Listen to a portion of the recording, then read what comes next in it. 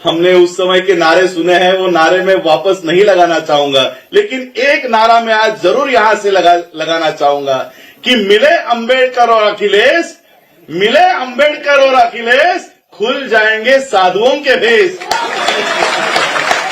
राजरत्न अंबेडकर जी ने आकर अपना समर्थन उत्तर प्रदेश में अखिलेश यादव जी को दे दिया। तो आनंद फानंद में योगी जी ने भी एक बड़ा प्रोग्राम करा और उन्होंने घोषणा कर दी कि भीमराव अंबेडकर जी की पूरे प्रदेश में जितनी भी मूर्तियां हैं उन सभी मूर्तियों के ऊपर जल्द ही छतरी लगाई जाएगी। लेकिन जो दलित विचारक और दलित चिंतक हैं उनका ये कहना है उनकी मूर्तियां जो खंडित हो रही है, मूर्ति जो टूट रही है, उनका भी कुछ करिए कि जो स्वर्ण वोटर हैं यानी कि ब्राह्मण और क्षत्रिय और जो बनिए वोटर हैं वो यूजीसी की वजह से नाराज हैं। तो अगर ये सब लोग नाराज होते हैं भाजपा से, इसका जो नतीजा है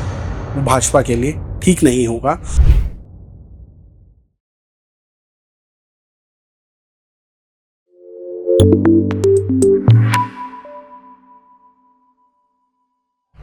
यूपी विधानसभा चुनाव नजदीक आ चुके हैं और दलितों को रिझाने के लिए सभी राजनीतिक दलों ने अपने अपने प्रयास शुरू कर दिए हैं। समाजवादी पार्टी के सुप्रीमो और उत्तर प्रदेश के पूर्व मुख्यमंत्री अखिलेश यादव जी ने लखनऊ के समाजवादी पार्टी कार्यालय में एक प्रोग्राम करा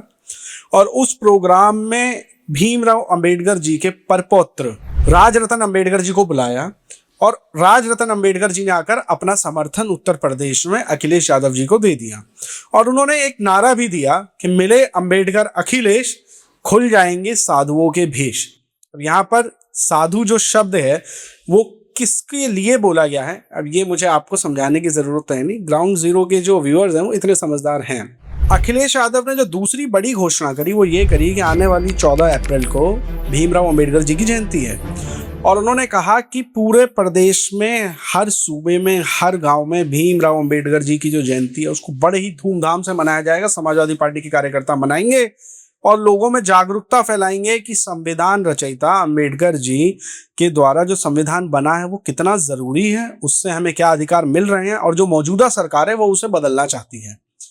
तो ये आपको जो स्क्रिप्ट है वो कुछ देखी सुनी लग रही होगी। 2024 का जो विधानसभा चुनाव हुआ था वो इसके इर्द गिर्द ही हुआ था और नतीजे आगे बात करेंगे। अब जब समाजवादी पार्टी इतनी बड़ी घोषणाएं करे तो भाजपा कैसे रह सकती है पीछे। तो आनंद फानंद में योगी जी ने भी एक बड़ा प्रोग्राम करा और उन्होंने घोषणा कर दी कि भीमराव अंबेडकर जी की पूरे प्रदेश में जितनी भी मूर्तियां हैं उन सभी मूर्तियों के ऊपर जल्द ही छतरी लगाई जाएगी। भीमराव अंबेडकर जी को धूप से बचाया जाएगा और उनको सम्मान दिया जाएगा। यूपी के मंत्रिमंडल ने इसे तत्काल प्रभाव से पास भी कर दिया। तो जल्द ही आपको उत्तर प्रदेश में भीमराव अंबेडकर जी की जो प्रतिमाएं हैं उनके ऊपर छत देखने के लिए मिलेगी, छतरी देखने के लिए मिलेगी। लेकिन जो दलित विचारक और दलित चिंतक हैं उनका ये कहना है, उनके भी इसके फिर बयान के बाद, योगी जी के बयान के बाद स्टेटमेंट आने शुरू हुए कि ठीक है जो मूर्तियां हैं उन पर आप छतरी तो लगा रहे हैं, लेकिन मूर्तियां जो खंडित हो रही है, मूर्ति जो टूट रही है, उनका भी कुछ करिए और उसके लिए भी आप काम करिए और दलितों के लिए काम करिए, केवल मूर्ति के लिए काम ना करिए। अब जब उत्तर प्रदेश की दो बड़ी पार्टियां बोल चुकी हैं और दलित वोटरों को रिझाने के लिए अपने अपने प्रयास कर रही हैं, तो अब सबकी जो निगाहें हैं वो बसपा सुप्रीमो मायावती जी की तरफ भी है कि मायावती जी अब क्या करेंगी, क्योंकि जो दलित वोटर हैं उन्होंने ही मायावती जी को मायावती बनाया है। मायावती बनाने का मेरा मतलब ये है कि देश की लीडर एक समय पे बसपा राष्ट्रीय पार्टी हुआ करती थी और आज जो बसपा है वो अपना सबसे बुरा दौर देख रही है, बहुत डाउनफॉल। इनके सिर्फ एक ही विधायक है पूरी विधानसभा में और एक समय था कि मायावती जी ने पूर्ण बहुमत की उत्तर प्रदेश में सरकार बनाई थी। बात करें दलित वोटर्स की तो उत्तर प्रदेश के अंदर लगभग 21 से 22% दलित वोटर हैं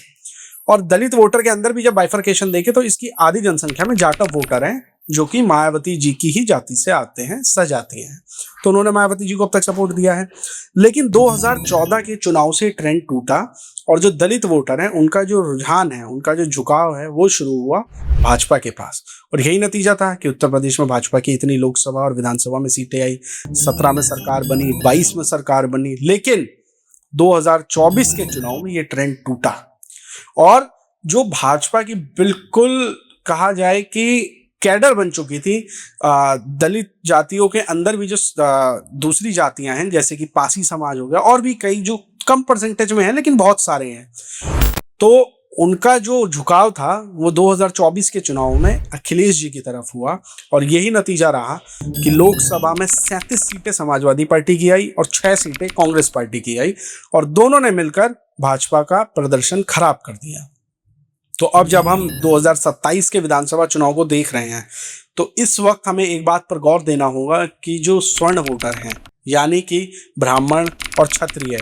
और जो बनिए वोटर हैं वो यूजीसी की वजह से नाराज हैं और अगर हम ब्राह्मणों की बात करें तो वो भी 12% के आसपास हैं, दलित वोटर 22% के आसपास है, स्वर्ण वोटर क्षत्रिय वोटर भी अच्छी खासी जनसंख्या में हैं। तो अगर ये सब लोग नाराज होते हैं भाजपा से, जो नाराजगी अभी देखने को थोड़ी बहुत दिख भी रही है, तो अगर ये थोड़ा थोड़ा शिफ्टिंग भी समाजवादी पार्टी या इंडिया गठबंधन की तरफ होता है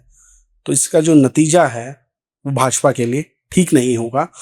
अखिलेश जी के हो सकता है अच्छे दिन आ जाए। तो जुड़े रहिएगा ग्राउंड जीरो के साथ ऐसे और भी अपडेट्स के लिए और भी ऐसे विश्लेषणों के लिए। धन्यवाद।